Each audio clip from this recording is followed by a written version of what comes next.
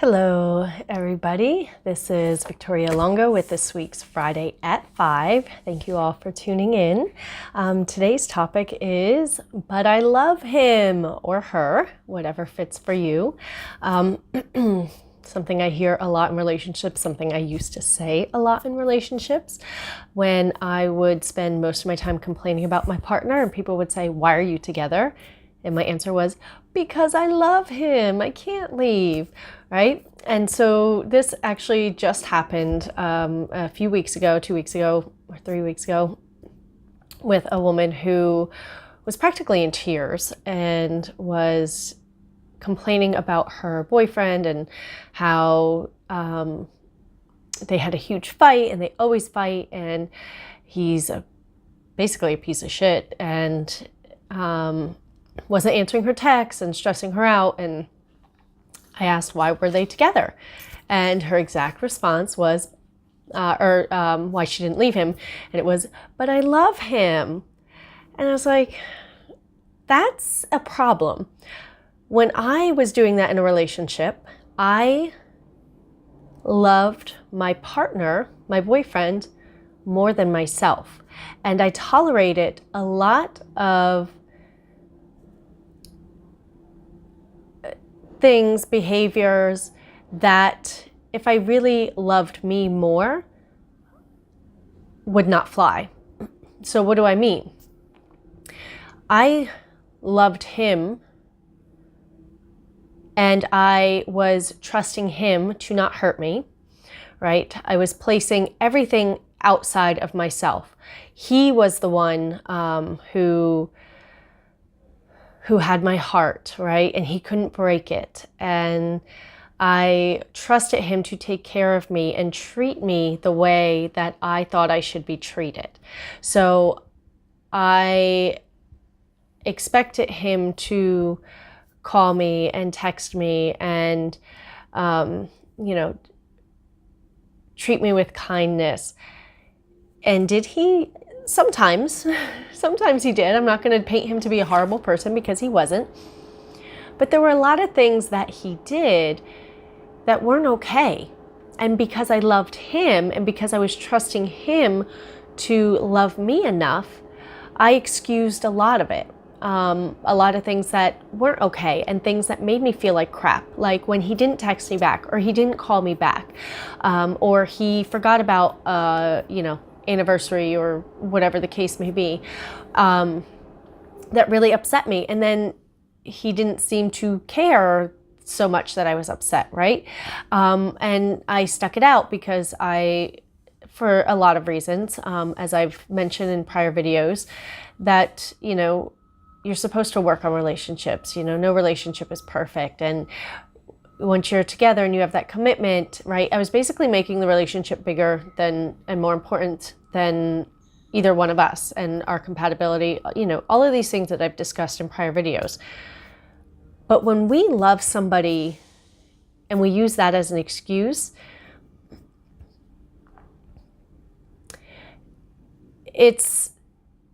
we are going to be hurt and we aren't going to be treated the way we want to because we don't love ourselves enough to demand that. And I don't mean going into somebody's face, in the case of this, going to somebody and be like, you need to treat me better because I love myself and I don't deserve to be treated that way. That doesn't solve anything. That doesn't do anything except create more of an argument.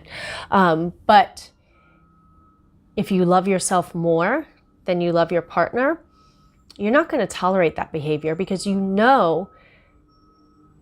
because you love yourself so much that there is somebody out there who will treat you the way you want to be treated. And you will be confident enough to leave because you know that what you have is better than what you're dealing with currently. And you're loving yourself enough to find it. And you're loving yourself enough to make sure you don't get hurt and make sure that you are cared for. And so I think it's the biggest load of crap but this is something we're taught. I think that As I said, in my early relationships, this was my biggest excuse, for why I didn't leave, no matter how bad it was and how much I didn't complain. That's what it came down to. And of course, it's not that simple, right? There were all these other reasons and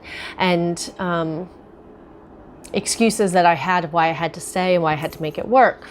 But one of the biggest pieces for me that actually gave me the relationship I have now, which is really quite amazing, is the fact that I actually loved myself to make sure that I got it, and made sure that if somebody wasn't treating me the way that I wanted to be treated, I didn't cause a scene. I didn't confront them and say, this is what you have to do.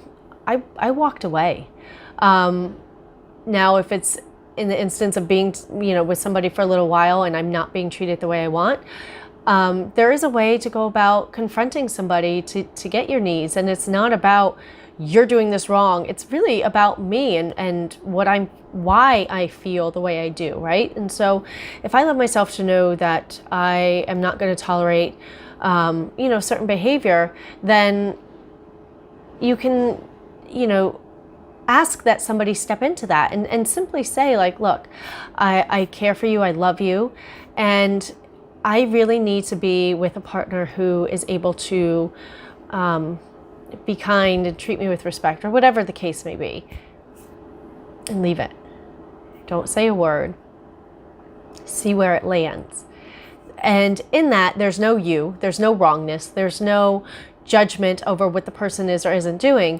There's simply the space of, this is what you need in order to feel good in a relationship, in a partner, and you're asking for that support. And if the person does care for you and love you, they will step into that. Some things some people can't do, and it is better to walk away. And I've been in that case as well, where I had to make that tough choice of, I really cared for this person. Things were going really, really well, and I really enjoyed the relationship. But there was a huge piece that wasn't okay with me. And I knew that he was unwilling to let that go. And so I had to let him go so that I could actually find what I wanted, instead of waking up every day feeling like crap because I was feeling insecure, and I was starting to feel bad about myself, of why, questioning why he didn't care about me enough to change his behavior, and why he didn't care about me enough to show up, or all of these questions. And when I realized that I had shifted my focus onto what I was doing wrong in order to, why I wasn't good enough for him, that's where I realized that I had let go of loving myself, and that I really was putting it in the hands of somebody else. And I had to gain it back, and I had to really look at what would make me happy and what would make me feel good. And as much as I loved him and cared for him, it didn't feel good to be with him anymore, and I had to walk away for myself. And it was the best decision I ever made. And so, it's scary, yes, and it's unknown, and no, there's no guarantees. And I know there's somebody for everybody. And so if the person you're with, never, ever, ever, ever settle. Because that's a trap that we get into. And we use so many of the excuses of but I love him, or I love her, and I can't leave. And we have the kids, and we've got pets, and we've got a house, and we've got bills, and we've got all of these excuses why we can't be happy in a relationship and why we can't find something that works. And I call bullshit on every single one of them, because there's always a way, there's always a reason. And the more, especially if there's kids involved, the more we perpetuate the stereotype of, well, I love him and things are terrible 90% of the time, but you love him, so you stick it out. You're teaching your kids by example that that's the relationship they should have. And if that's what you want for your kids, to be miserable 90% of their time with their partner, all right, well then continue, stick it out. Good luck to you. But for me, I don't think it's fair to perpetuate that. I think it's better to, most of the parents I know want to teach their kids to find love, find somebody who respects them and treats them well. And then when they don't end up with that partner, they're like, I don't know what happened. It's kind of like, well, you can tell somebody something, but it's mostly by example that people learn, behaviors, and especially as kids who are super impressionable. So, I think, and I'm not saying that every single relationship is unhappy. And I am saying that a lot of relationships are due to settling for who was there. And because there was the fear that there wasn't going to be anybody else.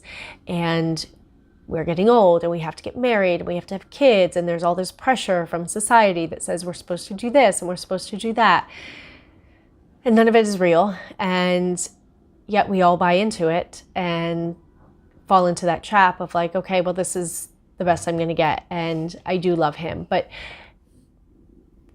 for our own sanity, for our own well-being, it's so crucial to love ourselves more than anybody else. To really put because if we don't look out for our well-being, who will? If we're constantly, and I see this a lot with women too, who they take care of everybody and they're so frazzled and they're so frustrated and they're so tired and exhausted. And it's like, well, nobody's looking out for me. I do everything for everybody. Well, stop. I'm sure there are some things you can let go. And are there people who are probably going to be mad? Yeah. And they're used to having things handed to them by you. So you take that away. Of course, they're going to be upset, but they'll find it from somebody else. I guarantee they'll figure it out themselves, which is the best thing that you can do. So getting into this trap of, I love him, I love her. It's very self-destructive, because we should never, ever, ever love anybody more than ourselves. And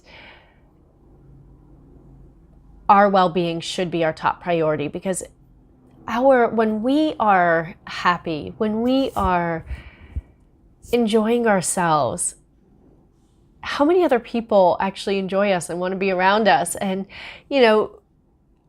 walk away from being with us to have these, happier memories, versus being miserable and frustrated and tired and worn out and stressed and anxious. And this is what is huge in society right now and what we've been perpetuating. And it's not healthy. And there's nobody outside of yourself that's going to change that. Nobody. It has to come from within. And that's why I think it's so crucial that we love ourselves. And again, this is not demanding from somebody else of, you have to do this and you have to be the one who, does this for me. It's not about that. If that person isn't able to do it, walk away. There is somebody who will. We just have to trust, and it might not show up the very instant that we walk away. We might have to be alone for a little while, but that can be the best decision and the best gift that we can give to ourselves, because instead of spending our days anxious and stressed and depressed and frustrated, we actually have space and freedom and joy. And we're not bursting into tears because he's not answering our texts and we don't know where he is. And then, all of these things, and that it's just so much drama for no reason at all. So at least in my point of view, I hate drama. I hate fighting, especially over bullshit. All of that is, you don't have to have it. A lot of it, and I'll touch on this in 2 weeks, about expectations. And this goes beyond just personal relationships. This is expectations with, it could be landlord, it could be, customer service, you're at a store, could be friends, and it definitely could fall into partner. So I'll be touching on that in about 2 weeks. But, for now, just know that it's very dangerous to give our heart to somebody else, because nobody is going to look at it. Nobody has our best interests in mind more than we do. And we need to take care of that. And we are the ones that have to honor what works and let go of what doesn't. And it really does. There's so much space and so much freedom when we do that.